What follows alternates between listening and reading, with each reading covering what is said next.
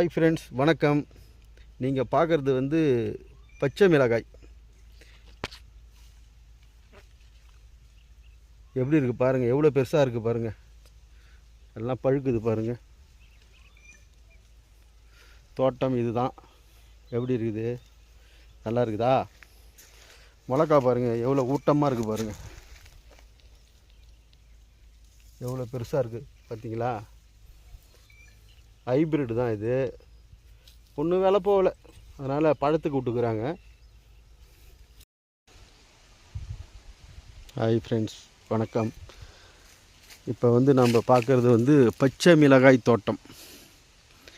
பச்சை மிளகாய் தோட்டம் இது வந்து பெரிய தச்சூர், என் தங்கச்சி வீடு. நான் வந்திருந்தேன். மிளகா விலை போகலைன்றதுனால எல்லாத்தையும் வத்தலுக்கு விட்டுருக்காங்க. எல்லாம் பழமாக இருக்குது. மிளகாவும் நல்லா பெருசு